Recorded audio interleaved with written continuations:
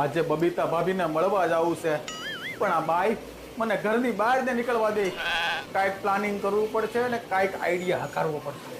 અરે હું તમને શું કહું? સારું છૂટી આવી ગઈ. મારા દોસ્તાર છે ને એક દોડી એનું એક્સિડન્ટ થઈ ગયું છે અને મારે એની ખબર કાઢવા જવું પડશે દવાખાને. જાઓ જાઓ જાઓ. अभी तो रुको. હા, તો હું જાઉં છું. મારો દોસ્તાર તકલીફમાં છે.